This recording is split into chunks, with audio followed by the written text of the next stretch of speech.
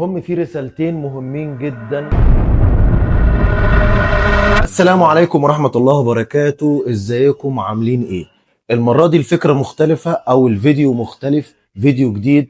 المرة دي عن فريق زائر، فريق ضيف علينا في الدوري الممتاز، الا وهو نادي كهرباء الاسماعيلي، الوافد الجديد للدوري الممتاز. تعالى كده اقول لك، ضيف كده خفيف. مش معنى ان هو ضيف خفيف ان هو جاي وهيمشي على طول، لا. ضيف خفيف من اللي هم الضيوف اللي بيجوا لك تحس ان هو خلاص صاحب بيت من زمان. المهم او الاهم اللي احنا جايين نتكلم فيه النهارده، جايين نتكلم في نقطة مهمة، الا وهي الادارة، الا وهي الفكر، الا وهي انت ازاي بتخرج من الدرجة التانية تطلع في الدوري الممتاز. ايه السياسة او ايه الفكر بتاعك عشان تعيش وتتأقلم مع الدوري الممتاز. برضو إدارة الوافد الجديد عملت نقطة أنا لحد الآن مش فاهمها، هتبقى نقطة سلبية في مسيرتهم ولا هتبقى نقطة إيجابية في مسيرتهم؟ اللي هي بقى إيه؟ إن تم إقالة المدير الفني في حالة الصعود. تمام؟ في ناس كتير عملت لغط كتير في الكلام في الموضوع ده، أو اتكلمت كتير في الموضوع ده، قالت الناس دي استغنت عن المدير الفني عشان خاطر معرفش ايه، واللي قال استغنى عشان خاطر معرفش ايه. المهم قيل وقال في الموضوع ده كتير جدا. تعال بقى نتكلم في اثره. اثره ايه؟ ان انت جبت مدير فني رجله في الدوري الممتاز، او مدير فني موجود في الدوري الممتاز ايا كان ايه اسمه.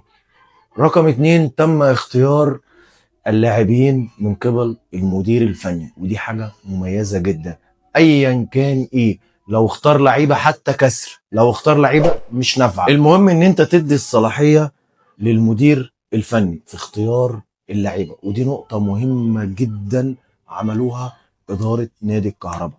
جابوا المدير الفني، أسسوا.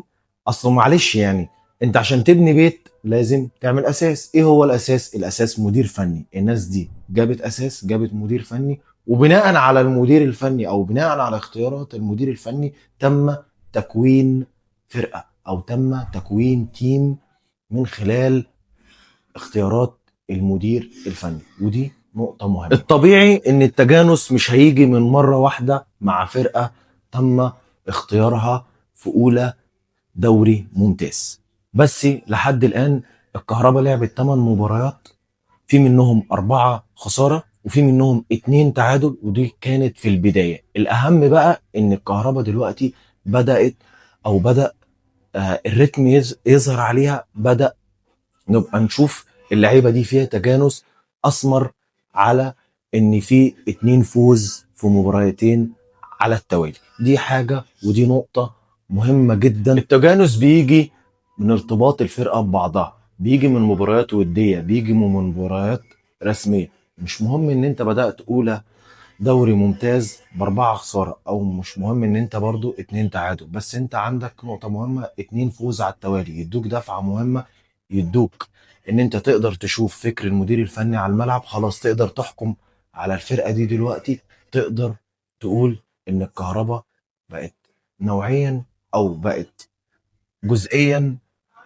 مستواها ماشي مع الدوري الممتاز. المهم ان دي نقطة مهمة تحسب للمدير الفني، ان هو عمل تجانس حتى بعد 8 مباريات. مفيش مشكلة، المدير الفني مش لازم يظهر على طول، مش لازم يظهر من اول مباراة. يا جماعة في تجانس، في ترابط لازم يبقى من اللعيبة. المهم في رسالتين مهمين جدا انا جاي اقولهم او جاي اعمل الفيديو ده عشانهم النهاردة.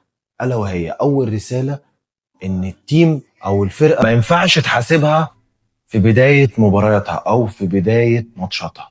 لازم تصبر على الفرقة ماتش واثنين وثلاثة عشان تقدر تشوف استراتيجية الفرقة. العنصر رقم 1 اللعيبة، العنصر رقم 2 الجهاز الفني او اي جهاز موجود في الفرقة، جهاز فني، جهاز اداري، يشمل كل الاجهزة الموجودة. ثالث عنصر الموظفين، الموظف اللي موجود في النادي. رابع عنصر واهمهم واخطرهم الاداره. خامس عنصر ترابط الاربعه اللي انا قلتهم.